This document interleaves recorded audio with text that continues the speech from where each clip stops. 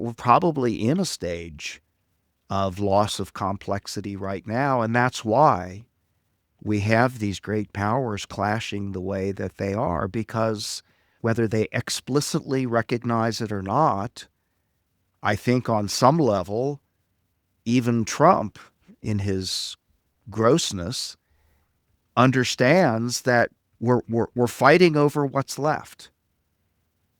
It's a race to the bottom. Yeah. We're grabbing the resources that we know exist because that's what we need to keep us going. And whether he or she or Putin grasps that we're at the end of growth, I don't know. The outcome, the end game, if you will, is that there will be an American sphere of influence, which will be North and South America and Western Europe and a few other odds and ends. And China's sphere of influence will be essentially everything else.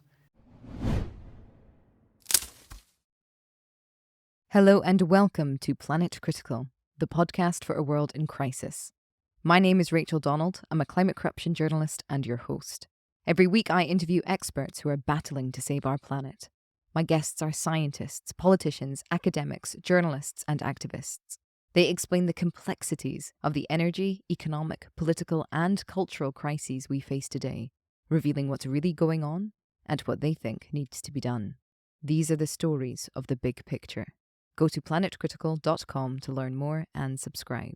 My guest this week is Art Berman. Art is an energy consultant with over 40 years working with some of the biggest companies in the world. He's the man who coined the term energy blindness to refer to our cultural inability to understand energy's role in our economies. This is Art's second time on the show. I interviewed him almost 2 years ago about how energy wars are shaping our geopolitics. And I invited him back on to essentially update that conversation, given the re-election of Trump and his very obviously expansionist policies. In this conversation, I ask Art to explain the logic behind Trump's geopolitical moves, what it is exactly that he's seeking to secure, how China and Russia are also securing their own resources, what this means for the rest of the world. And Art's conclusion is very dark, to be frank. He thinks that we are going to end up with a partition, essentially, between China and the United States, with each controlling their sphere of influence. This is a very thought-provoking conversation. Art explains the role of Greenland, Venezuela, and Ukraine in this resource rush. For Art, one thing is clear. We are approaching peak growth. So whatever comes next, the world is going to look very different in the future. I hope you all enjoy the episode. If you do, please share it far and wide. And if you're loving the show, become a patron on Patreon or support Planet Critical with a paid subscription at www.planetcritical.com. By signing up, you'll get the Planet Critical newsletter delivered straight to your inbox every week.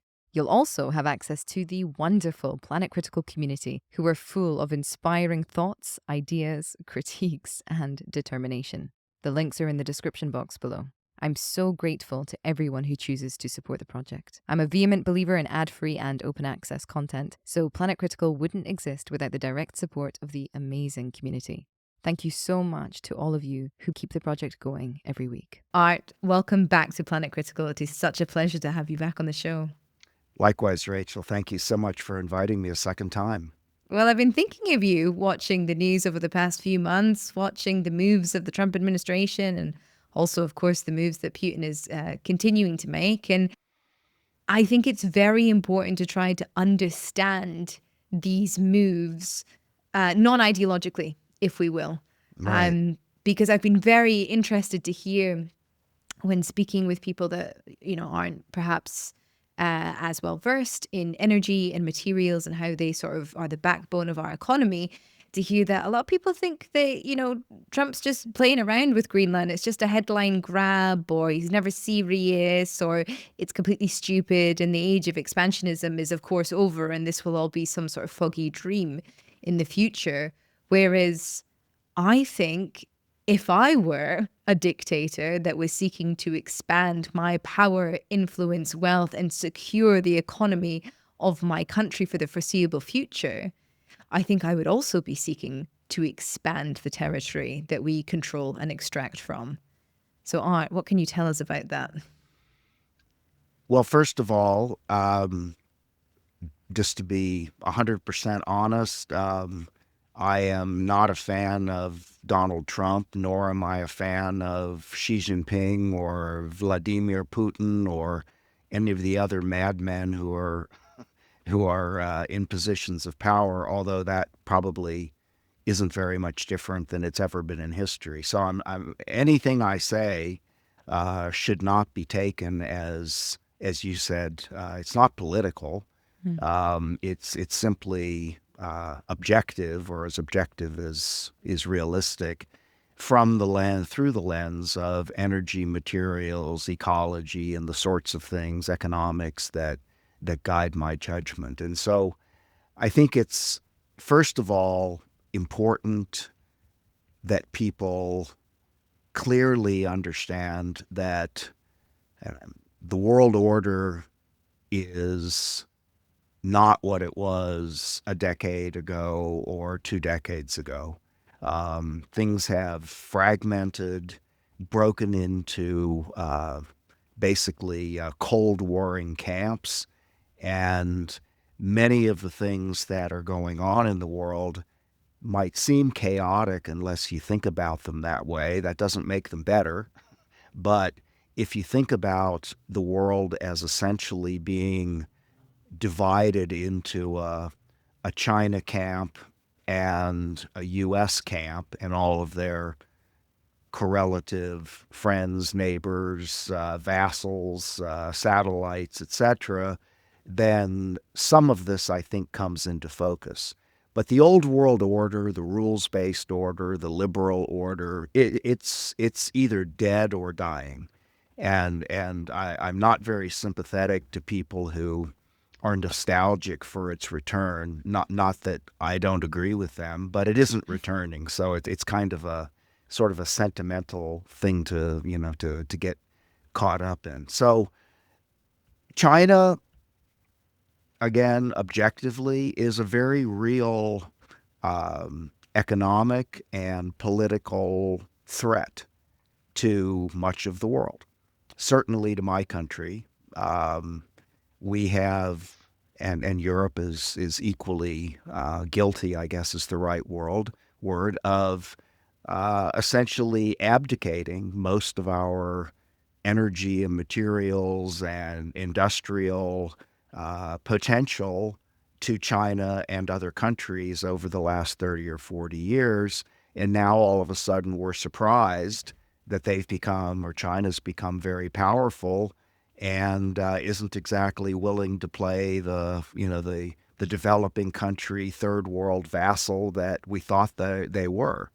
And so right now we find ourselves in a situation where China pretty much controls all of the critical materials, the minerals that the modern world needs for pretty much everything: electricity, renewables, weapons, engines, magnets, everything. And where they don't actually physically own the mines that provide those materials, they usually have at least a 50% interest in them, and they do control all the processing. They have all the refining and the processing in China. So whether, and again, I'm certainly not against China or trying to paint them as bad guys. I'm just trying to be realistic and say they've really got they've got the rest of the world in kind of a stranglehold with their monopoly of critical minerals and a lot of electrical materials and technology.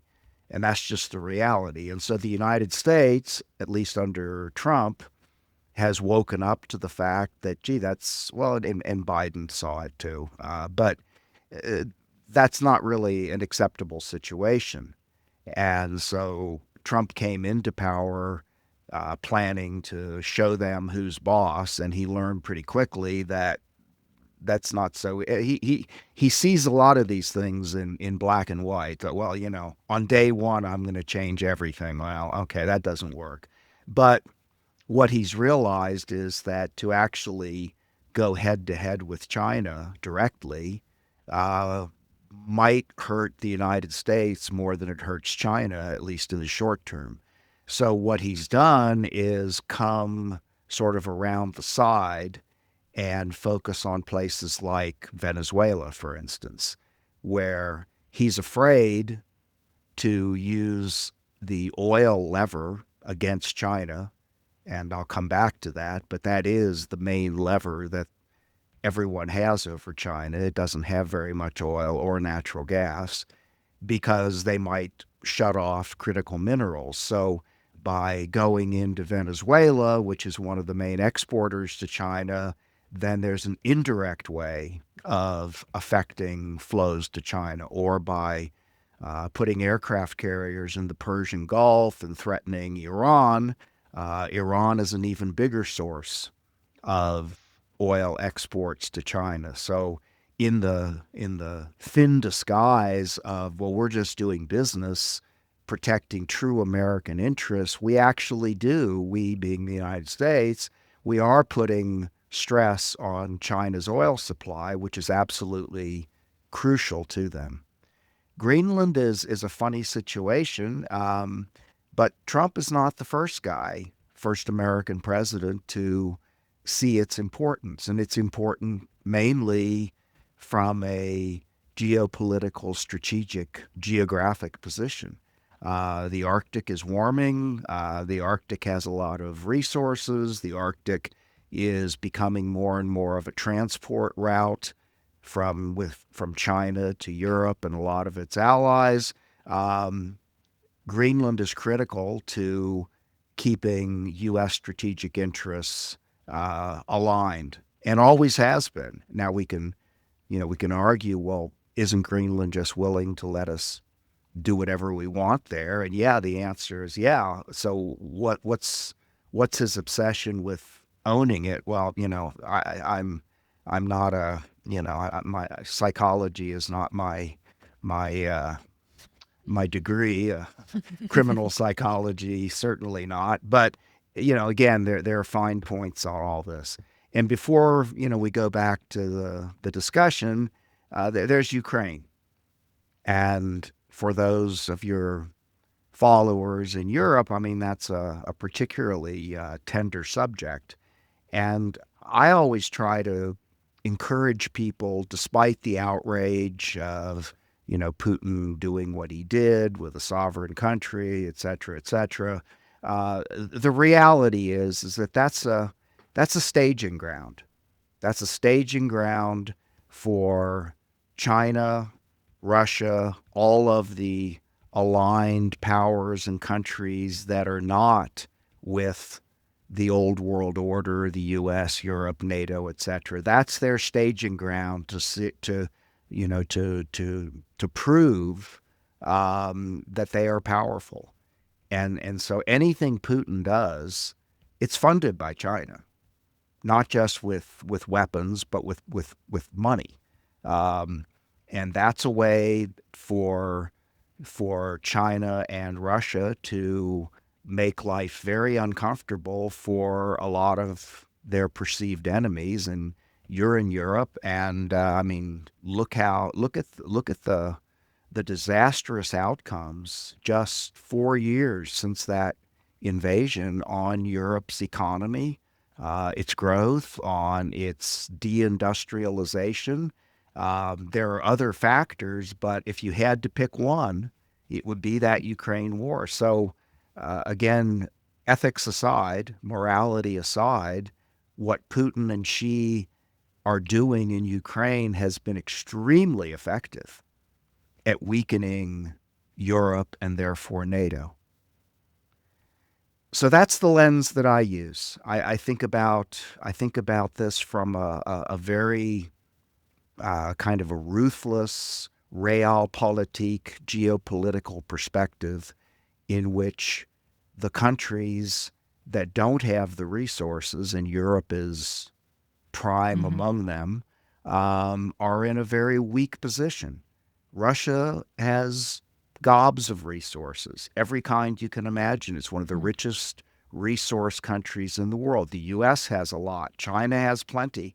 It doesn't have oil and natural gas, but it's got others, and it's done a tremendous amount of long-term strategic planning to strengthen itself in areas where it's weak. So, I mean, those are, those are the rivalries, like them or not. That's what's playing out. And Trump is not my favorite messenger, or as Steve Bannon, also not one of my favorites, calls him. He's an imperfect vessel. But what he's doing is not insane. He may be, but from a strategic standpoint, it's not insane. Somebody else could do it a lot better, but nobody's calling me to ask who that would be. So that's a very broad and I hope not too confusing overview to get us started here. Not at all confusing, Art. Thank you very much. I think just to connect a couple of dots, maybe for people that are coming into Planet Critical brand new off of this episode, our economies are materially based. GDP, money, all of these things are not just numbers that grow on charts or in people's bank accounts, but are actually sort of emblematic of how much of Earth's resources that we are using. They are directly correlated one for one. Materials and energy equals economies. And as you've said, there are pockets of the world now that were once massive imperial powers like Europe that no longer have access to resources. And while that's been going on, other countries seem to have sort of popped out of nowhere and taken the West by surprise, really, like China, which is not only a huge country in and of itself with access to materials that are necessary for the energy transition, which is another really critical and confusing part of this conversation, because then it becomes a question sort of left and right, sustainability, green versus oil and gas, but also have spent the past 20, 30 years going into the global south, the majority world, and offering these loans that are at much better rates than the World Bank, and offering development and offering what looks like, equality essentially between partners in countries that have lots and lots of resources, but no processing power. So it's been an incredible political strategy that we've seen from China. Mm-hmm. I want to take us back in time a little bit and query, first of all, why was it that nobody really noticed that this was going on and that this was going to be a problem in the West? And how were previous administrations handling the rise of China? And what was maybe the consensus, the economic consensus then of how this was going to play out? Because Trump is using a very, very different set of tactics compared to any of his predecessors. And also, he's running the administration very differently to how he even did the first time around. He's obviously got very different people advising him. Why is he doing things so differently compared to those who came before him over the past 4 years? So let me fall back to where you led a few moments ago, which is to say, how did all this happen? And it's complex to say the least, but I think the easiest way to understand it is that we all abdicated to the market to decide for us what we were going to do. And so the entire trend toward globalization, which really had its origins, well, after World War II, but got into a very aggressive mode in the 1980s and particularly in the 1990s, the logic there was pure market economics. Well, it's expensive to pay Europeans and North Americans to do labor. We can get the labor cheaper in places like Mexico and China and Philippines, and name your country. And of course, over there, they don't have the same kinds of complex legal systems, regulatory systems. So it's just easier. So let's just export all of that messiness somewhere else, and it'll be great for consumers in our countries because we get everything cheap. And so that's what markets do well. Markets are great at figuring out efficiencies that lead to profit. Markets are not very great at anything long term because the nature of a market is that everything that isn't tomorrow or this quarter is hugely discounted. It's not. It doesn't have much value. We'll figure that out when we get there, but it's all about profit today. Now, I'm not implying that markets are stupid because they're not. It's just what they are. You have to recognize what a market is. It's a profit maximization mechanism, and it's very good at that. It's terrible if you're worried about the ecology, if you're worried about human well-being, if you're worried about a lot of things that you and I care about deeply. It's not, but it doesn't pretend to be good at that. There's no pretense at all. So that's how it happened. It was convenient. It was appropriate. It made sense. And I don't know how many people were shocked when China suddenly became powerful, but let's just say most people were, and it was because they weren't paying attention. Mm. I mean, when the Visigoths showed up at the gates of Rome in 400 A.D. or whenever it was, they were not only surprised, but they were outraged. Who are you? What gives you the right to think you can knock on the gates of Rome? Well, they weren't paying attention. The Rhine froze a year earlier, and a couple of 100,000 Germanic tribes walked across the river, and it took them a year to get to Rome. Should it have been a surprise? No. Was it? Yeah, because they weren't paying attention. So I think that's what's happened with China, that it's been a very predictable, slow trek in the direction that we've gone. And it's only become problematic again, really, since COVID and the Ukraine war, two of the biggest supply chain shocks of all time, but certainly of our lifetimes. And we have to think about them that way. We have to think about literally shocks to the system.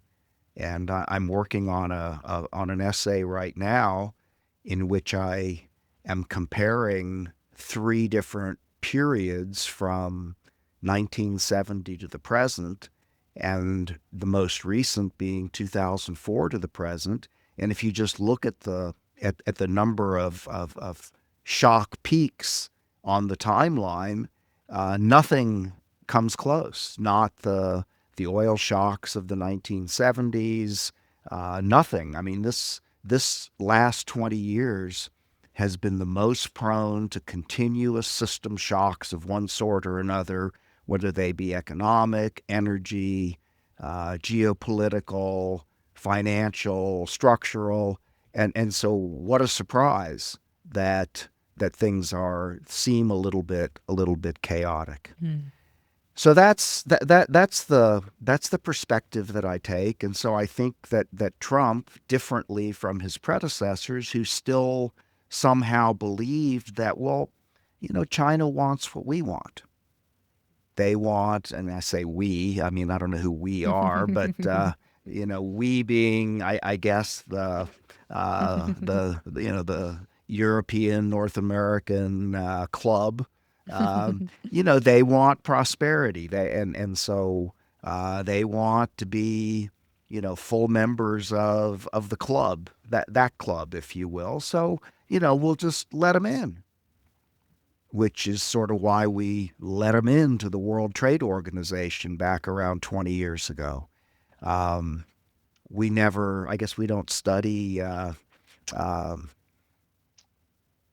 what happens in the animal world or our own human world. That when a young a young bachelor comes of age, he challenges the master. Mm.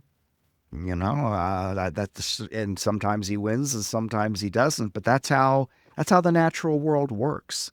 Now, in the natural world, it's not about raw power; it's about getting the right mate. Mm-hmm, But mm-hmm. it's a similar kind of motive. So there was some naivete there. And the other thing I think is that we in the U.S. at least couldn't imagine that there would ever be anything other than the world order that we Yeah. had created after World War II. Yeah. Impossible. Well, possible, happening. Um, which doesn't mean that the United States is going to be a has-been. Doesn't mean that the dollar is going to vanish as a reserve currency. I know some people think it will, and I understand their perspective. I think they're wrong. At least they may be right notionally, but I don't think that that's something that's going to happen in the next 5 years or 10 years. Okay. Too much debt in dollars for have that happen. But again, these are fine points that we don't really want to go into. So I think that Trump came into this. None of these were his ideas, of course. Mm-hmm, mm-hmm. I'm not sure what ideas he actually has, but he has some very bright people who are working for him in the policy area, and a few of them are in his cabinet. He continues to have his usual cast of clowns and fools, but there are a few people in his cabinet who are actually, very knowledgeable and experienced strategic thinkers. So there is something behind this, more than something. There's a lot that makes sense to me. Mm-hmm, mm-hmm, mm-hmm. So that's kind of I think a good place to turn it back to you and see where you want to go with that. I mean, I agree with you. It makes an awful lot of sense to me as well. It wouldn't be what I would choose to do because I have a Right. completely different set of morals and politics. Right. But if I just erase my morals and my politics, then I think it's shockingly logical, really. It's dull in a sense because it essentially is just another iteration of sort of the last 4,000 ways of how human civilizations have developed and run themselves. And there's nothing new going on. Expansionism, extraction and consumption, obviously. But yeah, I think it makes total sense. And it is interesting to watch the world react to the reality of our economies being fundamentally materially based and not just things that we think about or we think into being, and watching different institutions sort of really struggle to take that on board. There's something that I can't quite make sense of, and I hope that you can help me with. I can't quite make sense of how this may play out given the different relationships between these countries. And so, I mean, primarily Russia, China, and the United States, because it does seem that Putin and Trump seem to have some kind of personal relationship, certainly far more intimate relative to other American presidents and the West more generally. He does seem quite sympathetic to Putin's goals and align himself more ideologically, perhaps, with Putin. And yet, as you said, we do sort of seem to be in this Cold War between the two biggest powers for now, which is China and the United States. And China and Russia are obviously allies as well. And so I can't quite make sense of how all of these pieces are moving around, because there's also BRICS, China and Russia and many, many other countries in this sort of big political, quite powerful bloc now. So I suppose my convoluted question is, when the relationships are quite interconnected as they are in today's world, how is it that the policy of expansionism the policy of expansionism is quite different to how it was previously, when there was more of the world to grab and when our economies were less interconnected. So how do you see this sort of love triangle, if you will, between China, the United States, and Russia playing out? Well, I'll play. I have to. I have to play psychologist here a little bit. I think what certainly Putin and Trump have in common is what Phyllis Chesler calls they're both father wounded sons.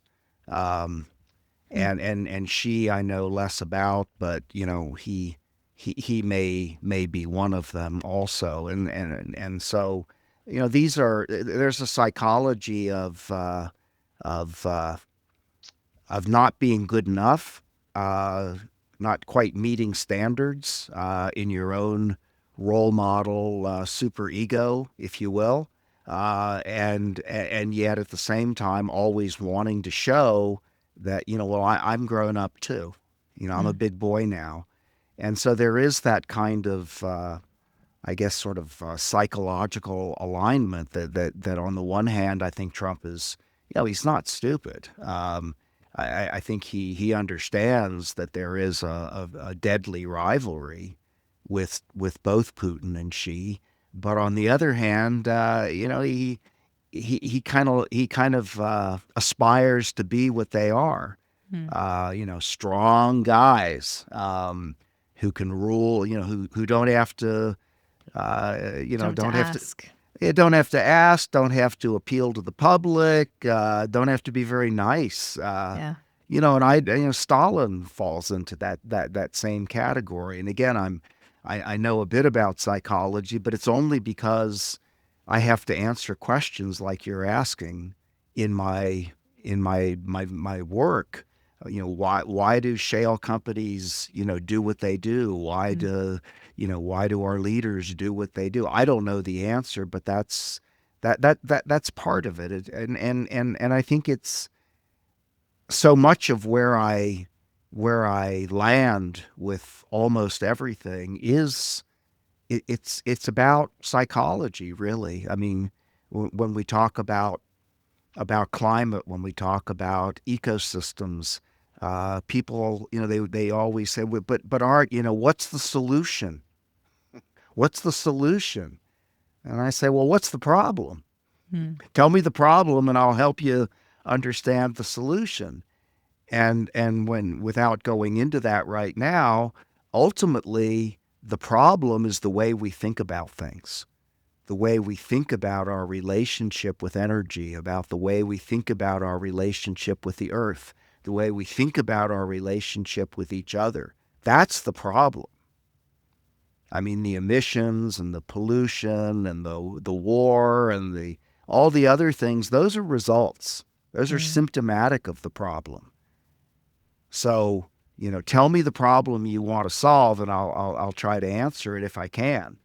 But if you think the problem is carbon emissions, I Yeah. think that's the wrong problem. That's Mhm. like going to the doctor and saying, "Doctor, I got a headache. Can you help me?" Well, yeah, sure. I can give you a pill. I can give you an aspirin or OxyContin or something. But that we're not really treating the problem. We're treating the symptom. And emissions and the condition of the planet are symptoms of the way that we think about our relationship with it. Mhm. And Mhm. so eventually psychology is extraordinarily important Mhm. because that's what needs to change. We're not going to regulate or legislate or bully each other into behaving correctly unless there's a psychological change. Mhm. And Mhm. if there is to be such a thing, it certainly isn't going to happen very quickly. So Mhm. that's a bit of a digression, but I think it's relevant to the question that you're asking. Mhm. I think so too, because this is why I can't quite see how the future with regards to this love triangle plays out. Because I think sometimes when we use, countries' names, Russia, China, the United States, Europe as a bloc, we forget that there are people there. It is people having to have relationships and having to have discussions, and a lot of what makes things work is people getting on with other people and seeing themselves in other people. And I suppose I just can't quite figure out how these. I know very, very little about Xi, but I mean, Putin and Trump obviously want to be top dog in their own lives and at everything that they do. And so there has to be an end to their functioning relationship or their professional relationship. And at the same time, that same sort of limitation on Putin sort of suggests the same conclusion for China. And so I can't quite see how it is that they would use one another in order to get ahead, or what the fallout of managing to do so to get ahead would be. Because, I mean, surely it would be quite disastrous in the end, because these aren't three rivals that plan on sharing power, that plan on getting to the end and being like, you know what, we're gold, silver, and bronze. Well done, us. Let's just divvy up the spoils, forever. That's not going to happen. No, but and so I think that gets back to the notion of spheres of power. And so, as is often the case in political situations, the solution is a kind of partition. So in the case of India, after its independence from the UK, they couldn't manage the Muslim Hindu problem, and so what was done was they agreed, they being the people of what was then India, they said, okay, Pakistan, Bangladesh, predominantly Muslim, you guys are going to be your own country. India, plenty of Muslims, but predominantly Hindu, we're going to be our own country. We're going to partition our problem and make it somehow theoretically more manageable. And whether or not that was successful, we can argue, but that was the decision that was made.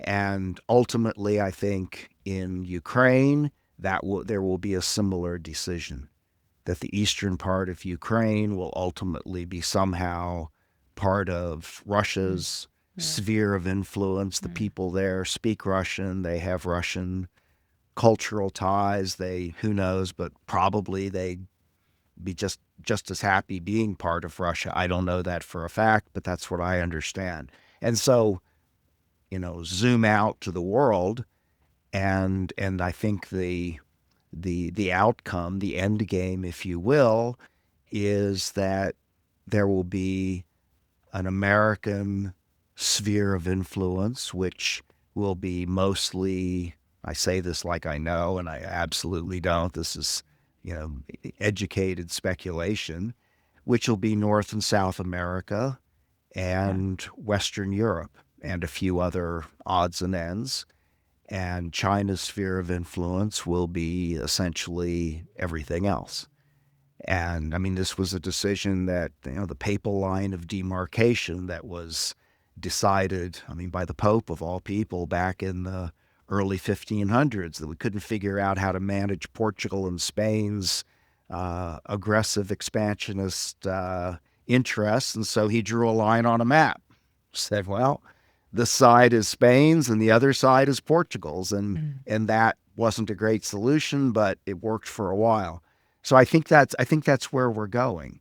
And we clearly see this in Trump's strategy, that, he's doing everything he can to disenfranchise China from the Panama Canal, from Venezuela. I mean, Venezuela, oil is the headline, but I mean, Venezuela was a real center for Chinese, Iranian, Hezbollah, Russian. I mean, those guys were very busy physically in that country. Okay, so it was a legitimate, I say legitimate, but it was a real security issue, not just, oh, we want their oil. And we'll get back to that probably. But so Trump's vision is he wants what he calls Fortress America. He wants everybody in North and South America to be on the same side, one way or another. You can be with us. You can do it the easy way. Or you can do it the hard way, to put it in his language. And then there's Europe, and Europe is kind of a tough customer, but in the end, Europe can't defend itself. I mean, Yeah. I don't say that in a disparaging way. It's just that's the fact, and Europe doesn't have the fiscal wherewithal or the time to arm itself and not further destroy its economy. So in the end, the U.S. is, well, either the U.S. or it has to choose to be part of the China-Russia camp. I'm not a European, so I'll let you guys tell me, which is less objectionable.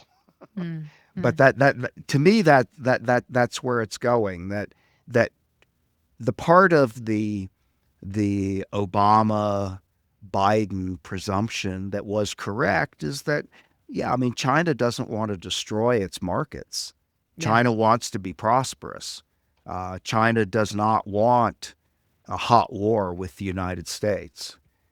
So there has to be some way to manage the ambitions of both the Chinese and the Americans and the Russians and everybody else that's involved in this in a way that keeps things stable's not the right word, but at least not, not that we're not fighting constant wars.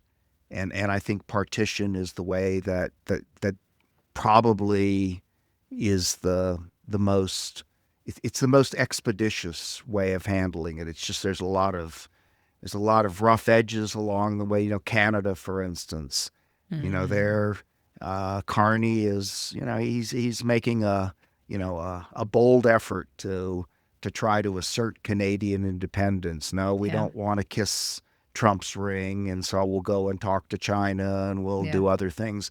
But in the end, it's ridiculous because 98% of Canada's people live along the U.S. border and work in the United States or rely on trade. Canada is literally conjoined with the United States in every way imaginable. Economy, oil, territory, language, culture, history. The idea of somehow not, of bolting from that is, well, it defies any kind of logic. And I don't think, Carney's a smart guy. I don't think he seriously imagines being part of, being a satellite of China. But, as I said, good for him. He's making a good show of it. Wow, this is really what we're talking about. The, sovereign states as satellites of these two big powers. It's quite something to stomach. I read Trump's the administration's national security brief thing published back in December, I think it was. And it was very, very clear, laid out in black and white there, what the plan is for Latin America. They want all Chinese influence out. They want to control those markets, control the resources and control the markets to create another market really for American consumer goods. I think I got the impression, because I think they're really not quite sure what to do about Europe. There was a lot of political anger in that brief as well with regards to Europe's sort of pansy politics, I think Trump would probably call it, and their unwillingness to reindustrialize and rearm themselves and all of these kinds of things. And he was quite explicit about essentially there needs to be a series of ideological coups in Europe for them to be worth our time, which does make me wonder. Is there a way out of this? Is there a solution? Maybe not a solution. I don't like that word. But if I think about, okay, Europe's got so little to offer the world, right?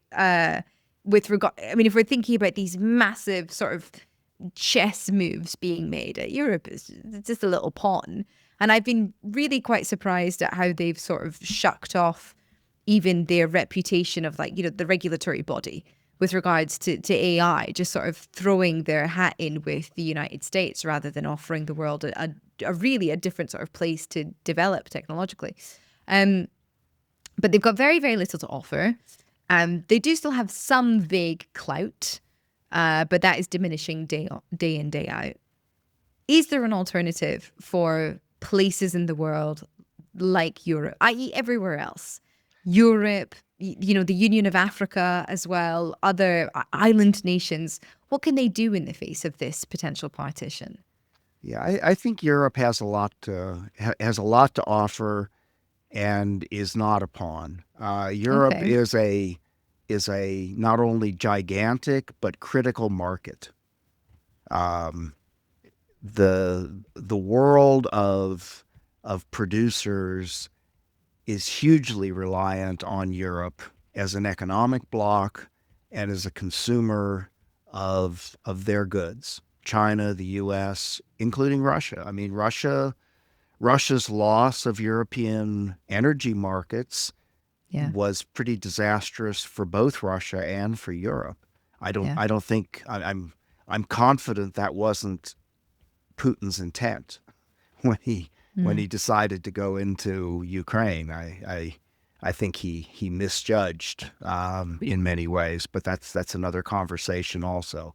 So I don't think that, and Europe is hugely strategically important to, well, to anyone, but certainly to the United States. So yeah, Trump and his his sidekick Vance, just terribly rude, both Yeah. of them, Yeah. uh, to the point of being obnoxious in a lot of ways toward Europe. But in the end, no, I don't. I think Europe has an awful lot to not only to offer but to say. But from my vantage point, Europe has an unworkable structure in the EU Okay. that uh, there are too many competing interests to manage and balance to actually get anything done that's important or that's urgent. Let's put it that way. And so what it looks like from a distance is that whenever there's something urgent, Europeans are going to have a lot of focus groups, and they're going to talk about a lot of things, and they're going to make these funny consultancy kinds of quadrant diagrams to figure out who's the threats and all of that kind of stuff, which to a transactional man of action like Trump, this looks like, what is this? What kind of what kind of sissies are these? But I mean, but that's, I mean, European culture is different. But some of that is just the structure. The EU structure was never designed for things like defense. Yeah. It was never. The idea that it would have to deal with deindustrialization even a decade ago was unthinkable. It was preposterous. So it just doesn't include those capabilities within in its structure. And those things I could say they have to change, but first of all, it's none of my business. But secondly, I'm not sure how exactly that would change. Mm. I mean, but Europe does have a dilemma, which it has to work its way out of, and I give Draghi credit for at least trying to provide an overview for Europeans to understand the framework that they're in and how really difficult it is. I thoroughly disagree with what he proposes as far as, well, we need to double down on renewables because that's what we got. I mean, it's a logical conclusion, but it's not a pathway to reindustrializing. And this is another kind of a more ecologically, morally based discussion we can have, but from the realpolitik perspective, um, Europe needs to make some, well, again, who am I to tell Europe? But from my perspective, Europe has to back off of its hate of fossil fuels and say, look, what do we want? Do we want growth? We want, do we want some kind of political stability, or do we want to be green? Because we're not going to have both.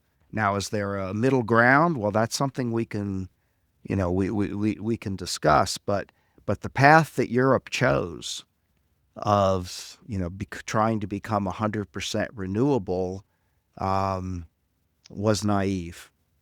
The path of closing down nuclear plants and, I mean, that was just stupid.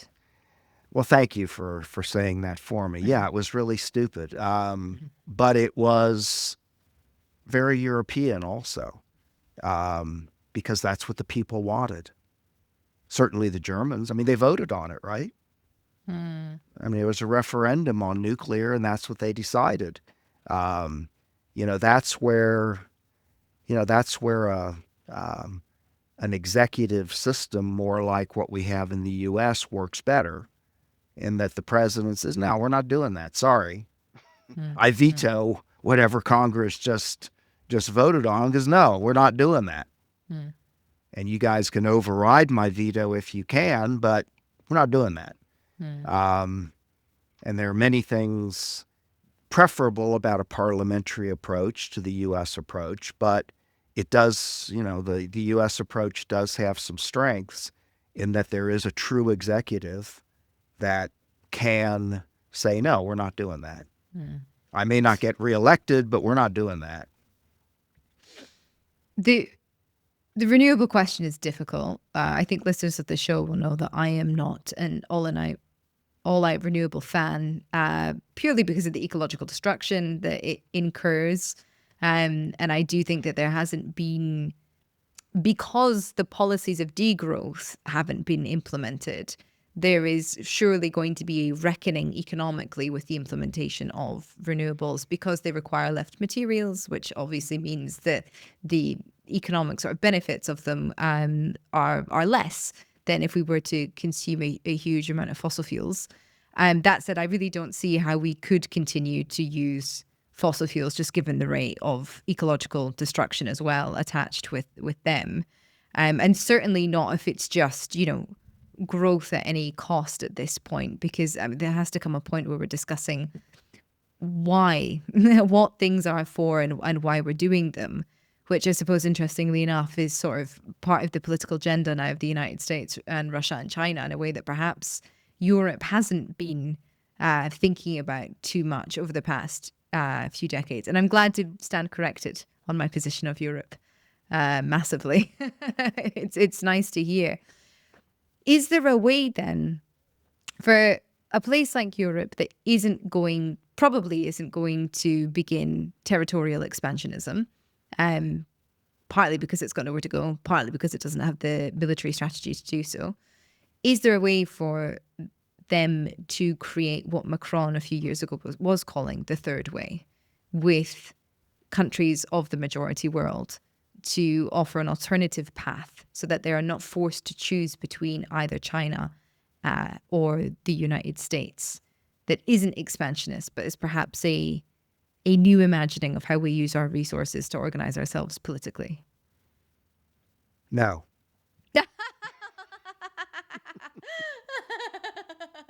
Right, it's expansionism and centralization and nothing, is it? No, I say that a little bit, tongue in cheek, but realistically, no. I mean, Macron has some lovely ideas, But that's not a practical idea. In the world that we are in right now, maybe the third way or whatever is something that can develop over time, but in the immediate and proximal term, you're going to have to choose a side because that's the game being played. The we're choosing members for a match, and if you want to have your own match, well, great, go do that. But that's not what we're doing here right now. Mm. So if you don't want to play on this team or that team, that's your choice. But that's what the rest of the world is doing. So and whether they like it or not, I mean, a lot of them don't. Don't get me wrong. Yeah. And I'm not suggesting this is, a good way to go. It is what's happening right now. So my sense is that no, I don't see it. And to the renewable issue, I mean, I think you know me well enough that I am I'm I wish I could be more concerned about the planet in my public position as I am about geopolitics, because personally I am. But renewables are simply that they're not a path. I used to hope they were, but this is my field. I'm an energy guy, and renewables have done zero to reduce emissions or change the steady climb in global temperature. Yeah. That's just a fact. I mean, it's and we can always say, well, it's too soon to say, we don't know yet. Okay, fine. But thus far, they have had zero effect. And maybe there's a counterfactual kind of an argument that could be made. Well, if we hadn't have done renewables, it would have been worse. Okay, well, that's a pretty that's not the kind of thing that debates are won on. So, from my perspective, renewables are still a rounding error in global energy consumption and will remain a rounding error. They're an add-on at the very least. They have done nothing to stop the increase in fossil fuel consumption. Yeah. So rather than doubling down on, well, we have to do more renewables, say no. Let's be honest. That was not the right path. We need another path. The definition of insanity, right? I mean, Doing the same thing. we continue to do the same thing, and it's clearly it's not only not working from an ecological and environmental biophysical standpoint. I mean, it's killing your economies. Mm. And sure, we can talk about degrowth and all of that, and I think degrowth is a perfectly reasonable and logical thing to do. It's just not going to happen because people, they go into the streets and they riot when they don't have enough money to pay their bills, and the cost of everything is increasing. And so when, literally when push comes to shove, it's always about the bottom line. People are going to care more about, but I need to pay my bills. I need to feed my family. I need to pay my rent. Than we need to take care of, of other species and the things that ultimately are the source of wealth and well-being in the world. That we're always going to choose, what matters most today. So I don't have a solution to this one except to say, let's be honest and acknowledge that renewables are not the path. That is not the way around this problem of planetary destruction. And if fossil fuels are the problem, then you're going to have to come up with ways of of addressing the real world constraints of keeping governance possible, which means keeping people from going into the streets and rioting because their economies suck, and also managing the environment in a responsible and respectful way. And I don't see, I don't know I don't know what to do about that.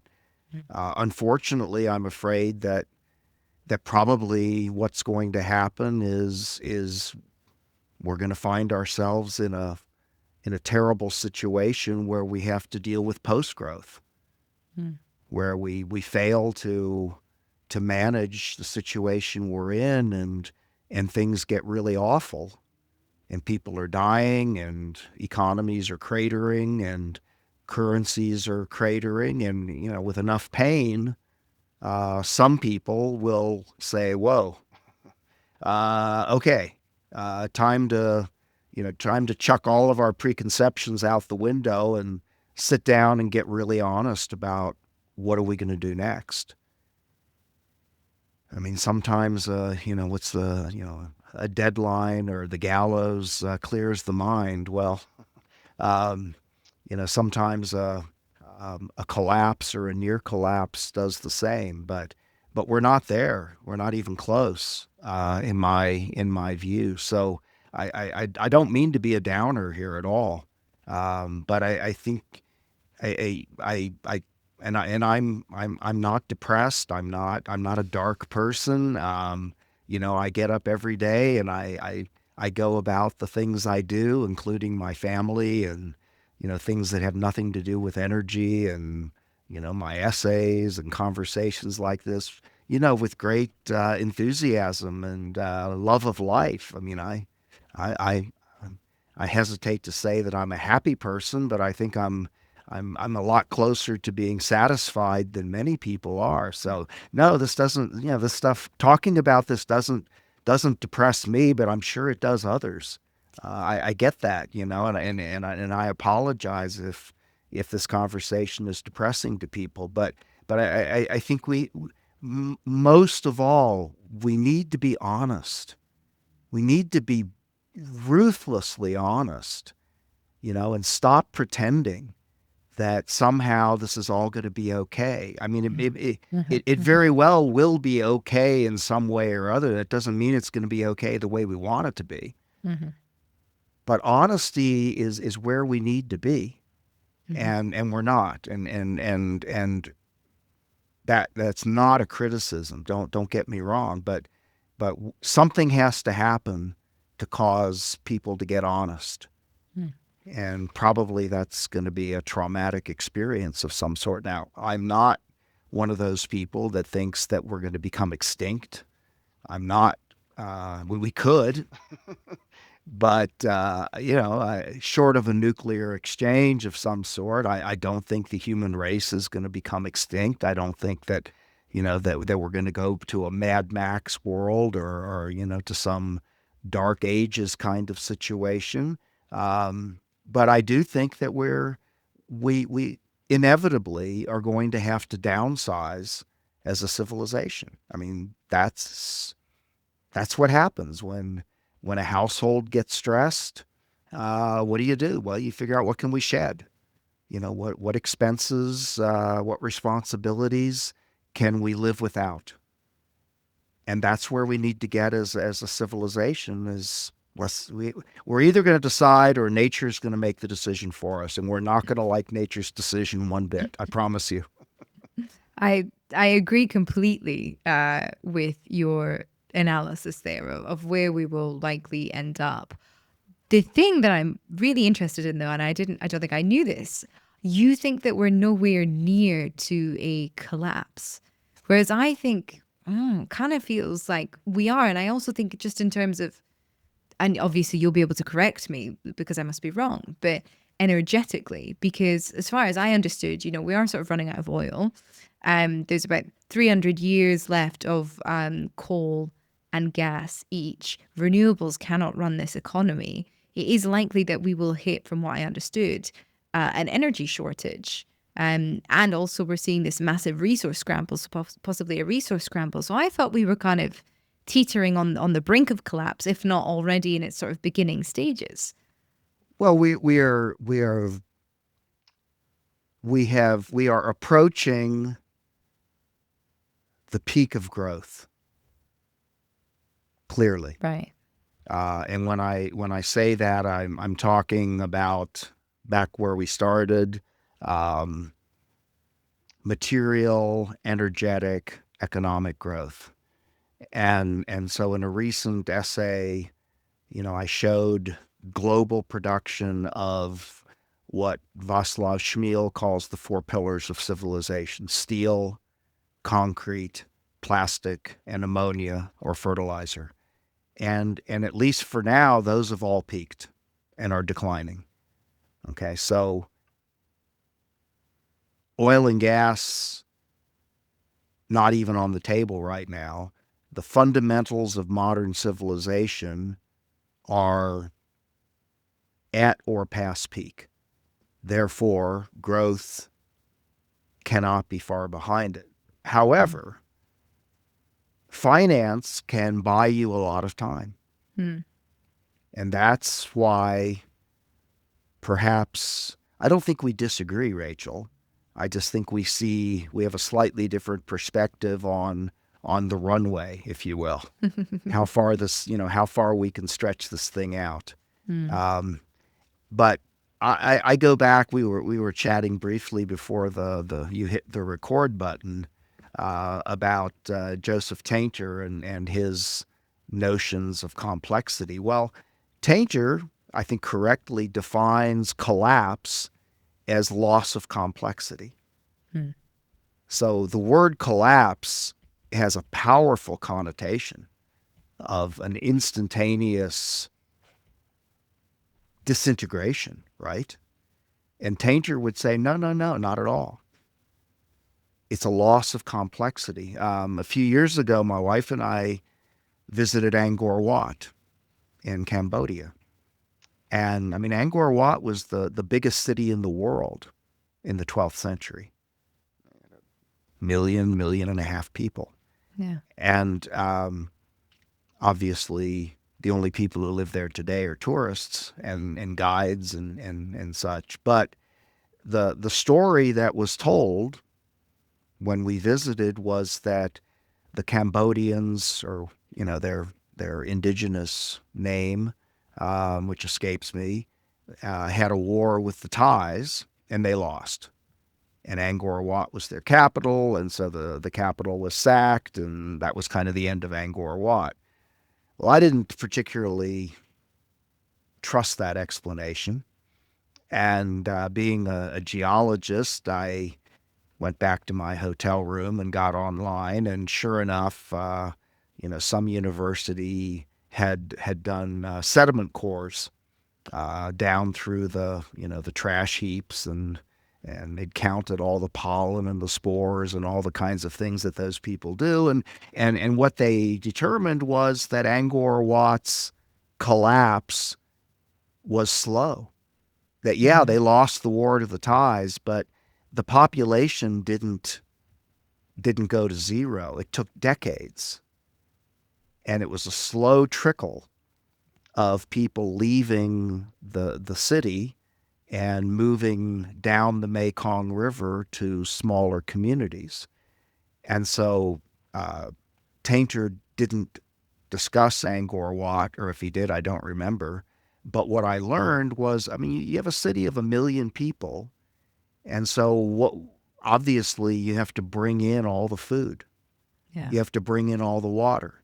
And the most likely explanation was that the aqueducts were just left to decay, that there wasn't enough money to keep them from silting in. And if you don't have enough water, then people are going to leave. But it's not like they die of thirst. They slowly leave. Yeah. Because the cost benefit of upkeep is not consistent. So I think that we're probably in a stage of loss of complexity right now, and that's why we have these great powers clashing the way that they are, because whether they explicitly recognize it or not, I think on some level, even Trump, in his grossness, understands that we're fighting over what's left. It's a race to the bottom. Yeah. We're grabbing the resources that we know exist because that's what we need to keep us going. And whether he or she or Putin grasps that we're at the end of growth, I don't know. And probably lots of listeners don't even agree with me on that, and that's fine. I'm just telling you, this is my website is free.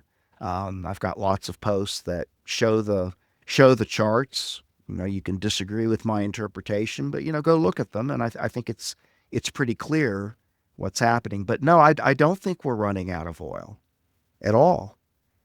I think we're running out of affordable oil. Right. Yes. Clearly. And that's, you might as well be out of oil if people can't afford to buy it. Let's, for a moment, just drop back before we run out of time to Venezuela's oil, because I do think that that's probably on some of your followers' minds. And let me say first that if you think Venezuela has 300 billion barrels of reserves, you're wrong. Okay, Venezuela probably has 30 billion. Now, those aren't really reserves. A reserve is a volume that's profitable at today's price. So if you apply that standard, I'm not sure that Venezuela has more than 5 billion barrels of reserves.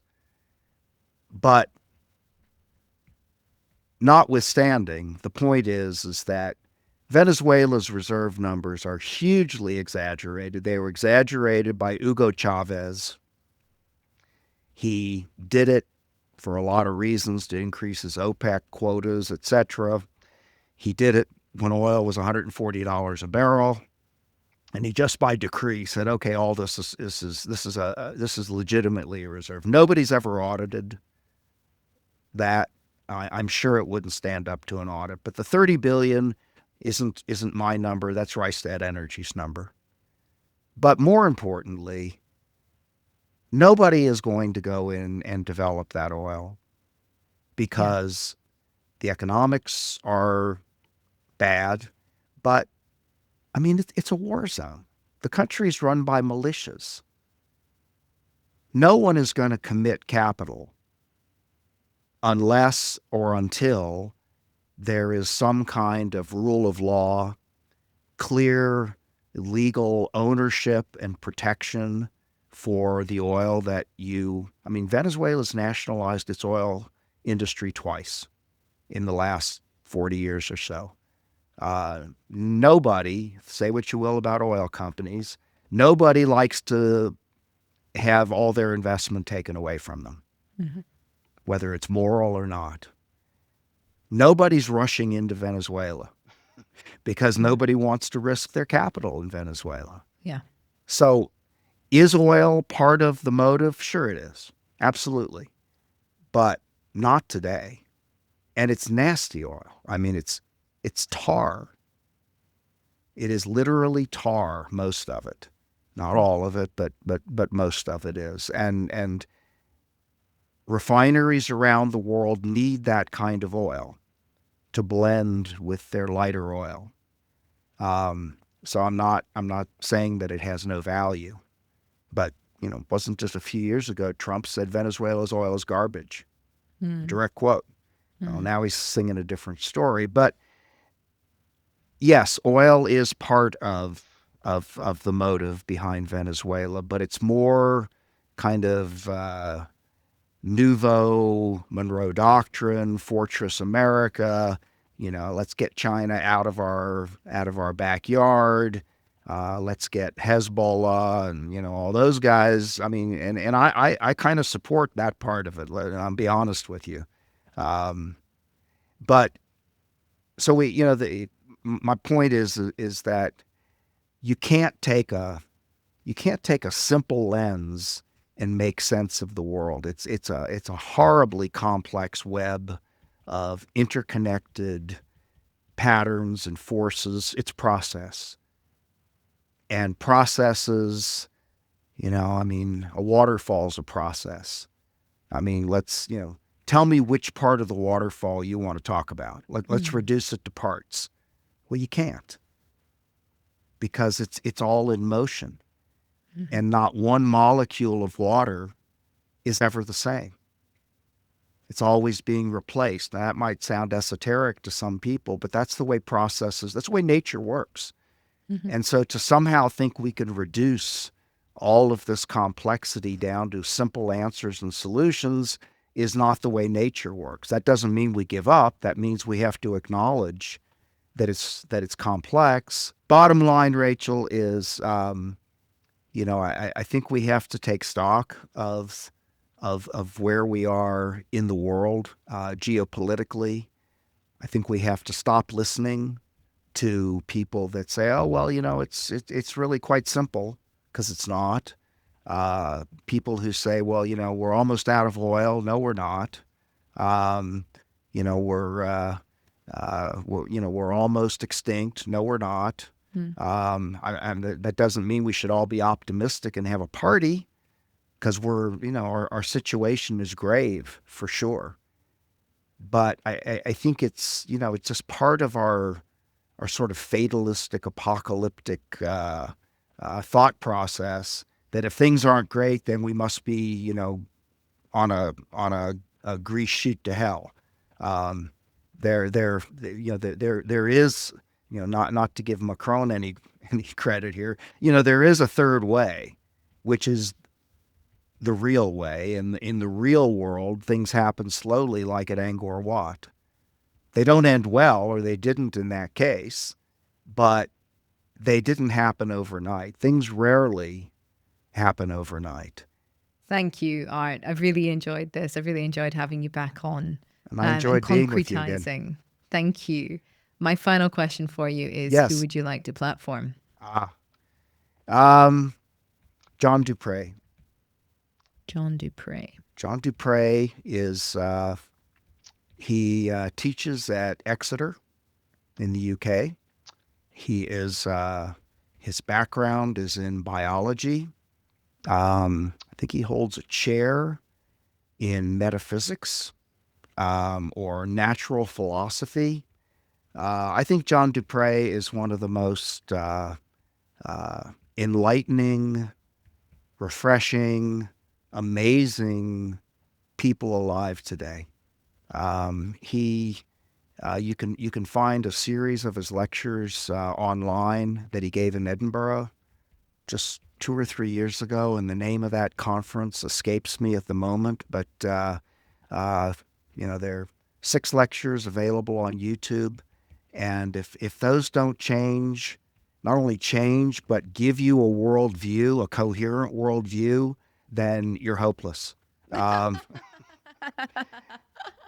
I mean, he's a scientist, but I posted an essay called "A Bolt from the Blue," and that was what Charles Darwin said when he received a letter from an obscure biologist who was working in the jungles of Indonesia, and in that letter he proposed survival of the fittest. As the unifying concept that Darwin was unable to formulate. And he described that moment as a bolt from the blue. And when I first read and then listened to John Dupre maybe 6 or 8 months ago, it was a bolt from the blue for me. Wonderful. So Wonderful. That's, I would love to see him on your platform. I think you would really, you and your followers would hopefully have something close to the experience I did, which is just a different way of thinking about things. Well, I will do my very best to get him on. Art, thank you so much again for being here. My pleasure, and thank you. Always fun to be with you, Rachel. If you want to learn more, I've put links to everything in the description box below.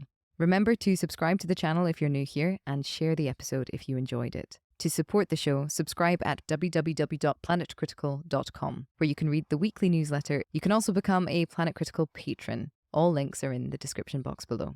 As always, my deepest thanks to that community. Planet Critical wouldn't exist without your support. Thank you everyone for listening and for coming on this journey together.